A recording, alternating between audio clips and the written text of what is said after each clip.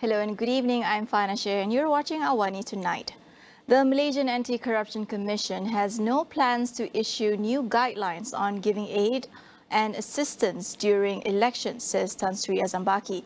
The Chief Commissioner says the Election Offences Act 1954 has clearly explained the do's and don'ts during elections and urges all parties to comply to the law. He was responding to past Deputy President Datuk Sri Anwar Ibrahim Tuan Man, who urged MACC to come up with clear guidelines of what constitute bribery in an election. On Friday, Deputy Prime Minister Datuk Sri Ahmad Zahid Hamidi, in announcing grants for youths in Terengganu, claimed that their location would be given if youths rode the red and blue waves in the state in the upcoming polls. The announcement was labelled as a form of vote buying by other quarters. However, Azam said there was no element of corruption as they were a government initiative and not a form of vote buying. Separately, MACC officers will soon be equipped with body-worn cameras to ensure transparency when conducting operations. Tan Sri Azambaki said the move would help prevent malicious accusations against the graftbusters. The cameras will record audio and video footage of all events and incidents during MACC investigations. The use of the body-worn cameras began as a pilot project in December last year. He said the force had received positive feedback and that the introduction of the cameras would also assist MACC in providing the necessary evidence should it be required in court. A total of 142 cameras will be distributed to operational sectors at headquarters and state offices, with more to be procured in the future. The government will table a new bill to transform the Office of the Children's Commissioner, OCC, into an independent entity in the upcoming parliamentary sitting in October. Law and Institutional Reform Minister Datuk Sri Azalina Othman Said says doing so would give the OCC greater authority to uphold and protect the rights of the country's roughly 9.5 million children. The OCC is currently a division under the Human Rights Commission of Malaysia, Suhakam. By turning the OCC into an independent body, Azalina said the OCC could assist the government in accelerating the rate of disposal of child abuse cases and ensure cases do not go underreported. Azalina said the rate of disposal of child sexual abuse cases now stood at 72.6%, with a total of 6,791 cases reported as of July. To help increase this percentage, she also raised the idea of setting up mobile courts to hear sexual-related offences involving children. She explained that some cases are not continued as the victim sometimes decides not to pursue it due to reasons such as trauma, having to come to court, and the distance involved. She said when the Sexual Offences Against Children Act 2017 was formulated, the authorities had hoped that all such cases would be heard and disposed of within 12 months. Meanwhile, Datuk Sri Anwar Ibrahim has obtained an interim injunction against Datuk Sri Muhammad Sanusi in his ongoing defamation lawsuit against the Kedah Menteri Besar.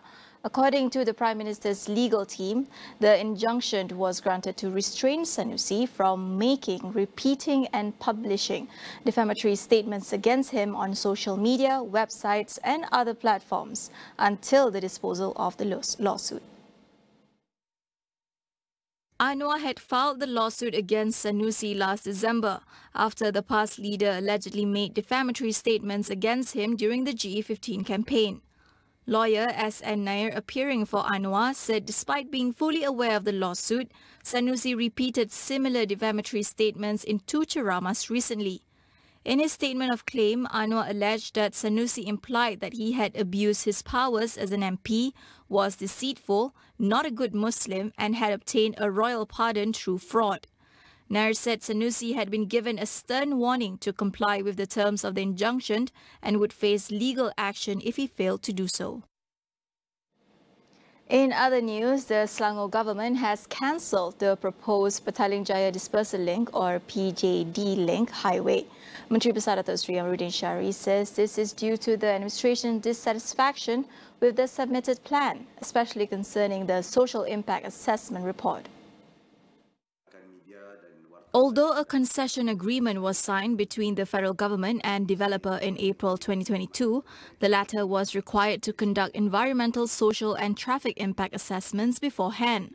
In a statement, Amiruddin said the plan did not fulfill the conditions set by the state government, which aims to achieve a balance between sustainability and economic advancement without bringing harm to the people of Selangor. As such, it decided to cancel the construction application for the PJD link.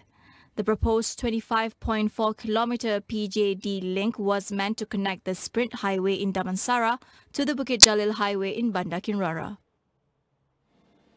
Malaysia's population is expected to grow 2.1% in 2023, driven by international migration.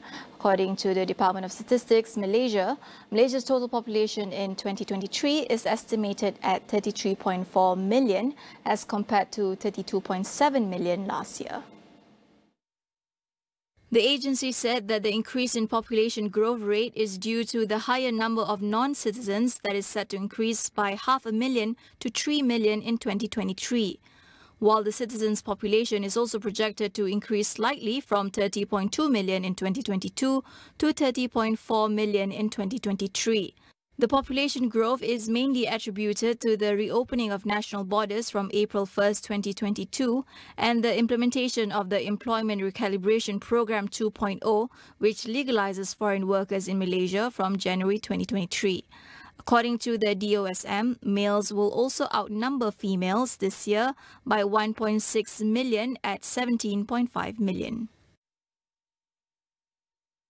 We will go for a quick break. Don't go anywhere.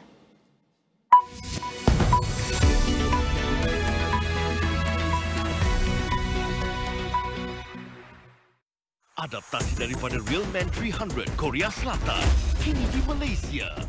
8 selebriti menyahut cabaran Real Man Malaysia Wira Merah. Yang dekat pintu apa lagi? Guys, cepat sikit. This is gonna be serious. Kekentalan fizikal dan mental mereka diuji. Siapakah yang bakal mengunggulinya? This is crazy, guys. Real Man Malaysia Wira Merah di Astro Via dan Astro Go.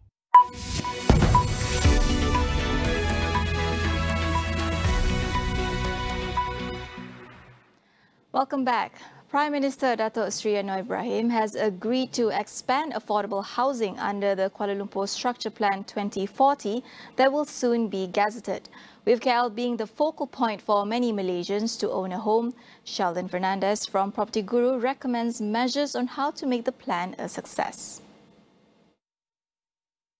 There remain some challenges, as you say, land costs, build costs, transportation costs, everything when it comes to the central location gets a lot more expensive. But this is where the government come in, right, in providing subsidies to the people who build, right, so developers in the vicinity of their project. As I say, don't look at it as an isolated project, but something that you build together, and allow them to fulfill that obligation, if you like. And then from a consumer side, I think the government has done a lot of things to stimulate the market, obviously, in recent years, and because it's something that they had to do, and I think it's something that they will need to continue to do. So things like stamp duty exemption in particular has been very, very well received because it does help with regards to ensuring the affordability of the particular purchase. So in the short term, the government can continue to do these measures. Kuala Lumpur clearly is a preferred location, and I think it'll be very well received if executed well. Sheldon also outlines some short and long-term measures the government can look into when setting up affordable housing scheme nationwide. Among them are to factor income growth when setting property prices, as well as streamlining existing schemes to ensure better management.